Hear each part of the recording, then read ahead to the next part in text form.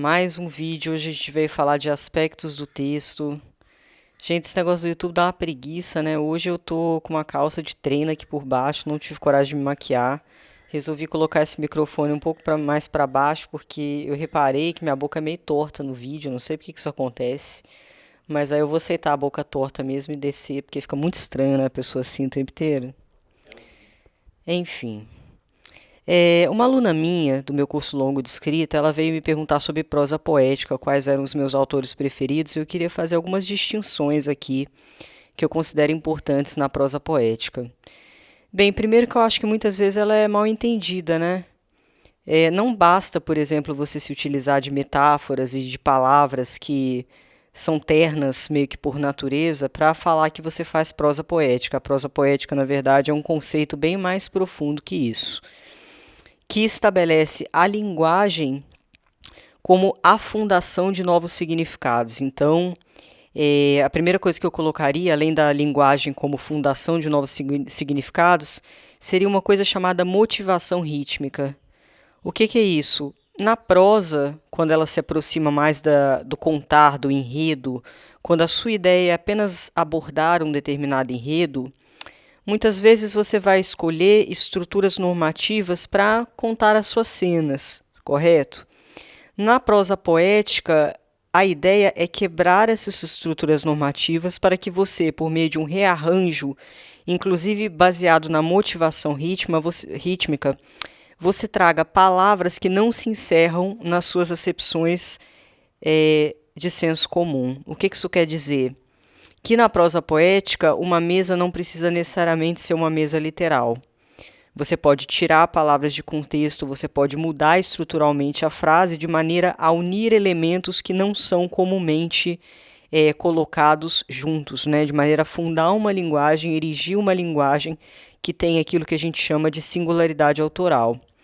Infelizmente, eu vejo muita gente chamando de prosa poética livros que trabalham com identificação primária. O que é isso? É quando você trabalha para tocar em determinados pontos psíquicos do leitor de identificação, em relação à dor, em relação à perda, principalmente. Então você dá aquela emocionadinha nele, e aí aquilo ali já é considerado prosa poética. Bem, para mim não é o suficiente para falar que um texto é prosa poética, né? Ele ter esse trabalho com a identificação primária. Eu acho que a prosa poética exige uma coragem que vai muito além da metáfora, que é o mais comum. Vai muito além de você querer a identificação desse leitor abstrato, né, que você não sabe quem é. Aquilo que emociona um pode não emocionar outro, e isso é outra coisa que eu colocaria como uma cilada para alguns autores que querem fazer prosa poética, que na verdade podem estar querendo ser amados. Então pensa naquele público específico e quer jogar para aquele público aquilo que vai causar uma emoção superficial, digamos assim, porque vai ser uma emoção momentânea. Claro que a pessoa pode até criar memórias, né, fortes em relação àquele livro, porque reverberou em alguma coisa, mas estruturalmente falando, quando a gente pensa em recursos literários, não basta o trabalho só com identificação primária para você dizer que é um livro incrível, né? E aí, o que a gente consegue diferir os grandes autores de prosa poética para os autores mais ou menos de prosa poética? Bem, os autores mais ou menos de prosa poética, eles vão pelos caminhos comuns. Eles vão insistir nas metáforas, eles vão trabalhar, vão escapar um pouquinho do clichê, mas ao mesmo tempo não se afastam muito do clichê. Geralmente eles trabalham com dor, com perda, com luto. Tem uma dose de drama ali transformado numa poesia que não dá o salto que a prosa poética exige, porque a prosa poética ela é fundada na experimentação. Se você for parar para pensar, a prosa que vai trazer recursos refinados de linguagem, a prosa que vai colocar a palavra como um peso em si, independentemente do seu sentido. Então a gente tem alguns autores, por exemplo, Guimarães Rosa, prosa poética. Né, os neologismos, por exemplo, Raduan Nassar, que não é um neologista, mas também é prosa poética. Por quê? Porque eles retiram determinadas palavras de contexto, eles colocam outras palavras em contextos em que elas não estariam, e aí eles fundam uma nova linguagem. Você é obrigado a fazer isso? Não, você não é obrigado a fazer isso. Mas eu acho que se você quiser ser um autor sofisticado, refinado, porque aqui eu tenho a pretensão de falar para pessoas que queiram escrever de maneira refinada, e eu não estou falando superficial, tá? Porque tudo aquilo que é feito para aparecer, tudo aquilo que é feito esperando confete de volta, tende a ser superficial.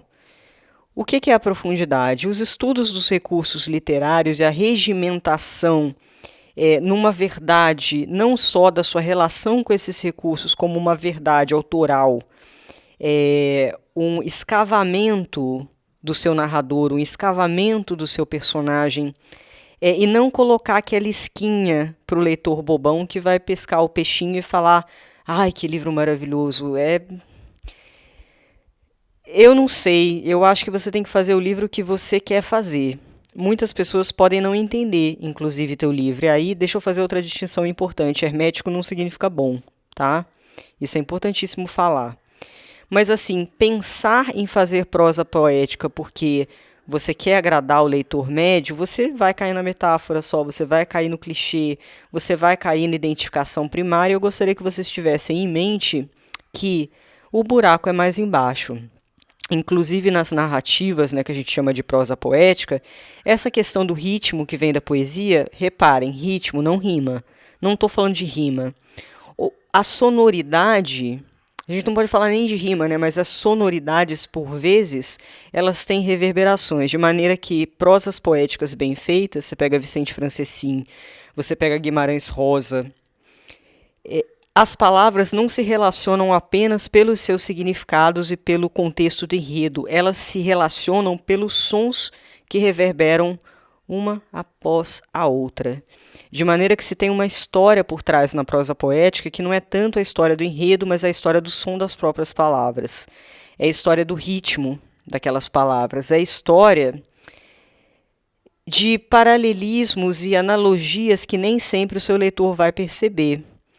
Por exemplo, o Cecim ele tem um movimento, né? Eu indico muito que vocês leiam a obra completa do Cecim, inclusive está vendendo numa página do Facebook chamada Espaço Selvagem. Tem lá a reunião de 40 anos de textos assim absolutamente maravilhosos dele. Ele fala sobre Andara, que é a Amazônia mítica, digamos assim. Mítica é até a palavra errada, é a Amazônia transfigurada.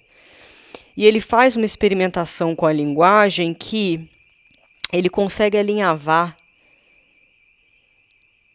esse ritmo, essa alma, de maneira que as folhas pulsam, de maneira que as pedras pulsam. E não estou falando de literalmente, eu estou falando que elas pulsam por meio das estruturas sintáticas dele. As escolhas sintáticas dele trazem movimentos específicos para a própria obra. Isso, para mim, é prosa poética. Não é deixar umas frases bonitinhas e